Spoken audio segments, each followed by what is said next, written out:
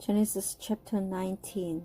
The two angels arrived at Sodom in the evening, and Lot was sitting in the gateway of the city. When he saw them, he got up to meet them and bowed down with his face to the ground. "My lord," he said, "please turn aside to your servant's house. You can wash your feet and spend the night and then go on your way early in the morning." "No," they answered, "we will spend the night in the square." But he insisted so strongly that they did go with him and entered his house. He prepared a meal for them, baking bread without yeast, and they ate. Before they had gone to bed, all the men from every part of the city of Sodom, both young and old, surrounded the house. They called to Lot, "Where are the men who came to you tonight? Bring them out to us so that we can have sex with them."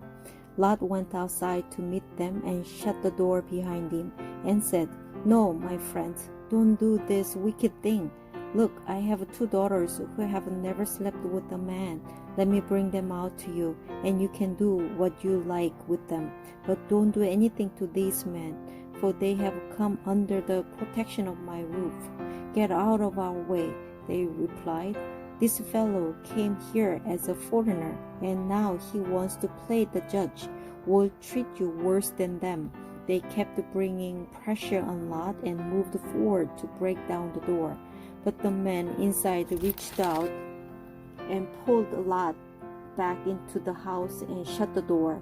Then they struck the men who were at the door of the house, young and old, with blindness, so that they could not find the door. The two men said to Lot, "Do you have anyone else here, sons-in-law, sons or daughters, or anyone else in the city who belongs to you? Get them out of here, because we are going to destroy this place.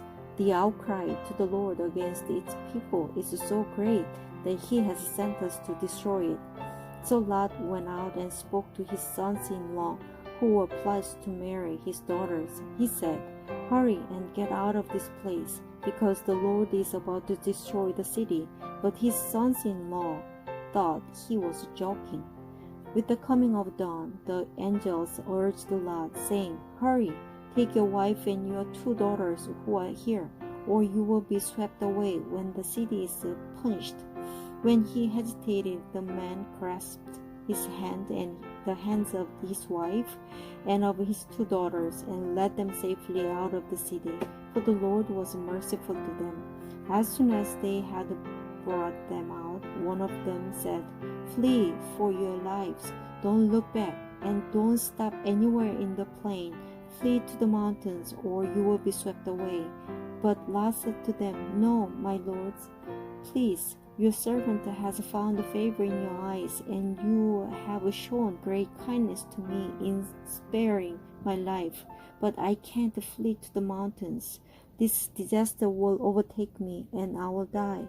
Look, here is a town near enough to run to, and it is small. Let me flee to it." "It is very small, isn't it? Then my life will be spared." He said to him, "Very well.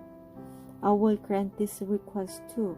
I will not overthrow the town you speak of, but flee there quickly, because I cannot do anything until you reach it." That is why the town was called Zoar. By the time Lot reached Zoar, the sun had risen over the land. Then the Lord rained down burning sulfur on Sodom and Gomorrah from the Lord out of the heavens. Thus he overthrew those cities and the entire plain, destroying all those living in the cities and also the vegetation in the land. But Lot's wife looked back, and she became a pillar of salt. Early the next morning, Abraham got up and returned to the place where he had stood before the Lord. He looked down toward Sodom and Gomorrah, toward all the land of the plain, and he saw dense smoke rising from the land, like smoke from a furnace. So when God destroyed the cities of the plain, he remembered Abraham, and he brought Lot out of the catastrophe that overthrew the cities where Lot had lived. Lot and his two daughters left Zoar and settled in the mountains, for he was afraid to stay in Zoar. He and his two daughters lived in a cave. One day the older daughter said to the younger, "Our father is old, and there's no man around here to give us children, as is the custom all over the earth. Let's get our father to drink wine and then sleep with him, and preserve our family line through our father." That night they got their father to drink wine, and the older daughter went in and slept with him. He was not aware of it when she lay down or when she got up. The next day the older daughter said to the younger, "Last night I slept with my father. Let's get him to drink wine again tonight, and you go in and sleep with him, so we can preserve our family line through our father."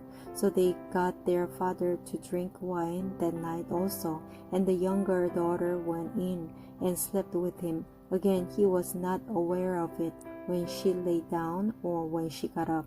So both of Lot's daughters became pregnant by their father. The older daughter had a son, and she named him Moab. He is the father of the Moabites of today. The younger daughter also had a son, and she named him Ben-Ami. He is the father of Ammonites of today.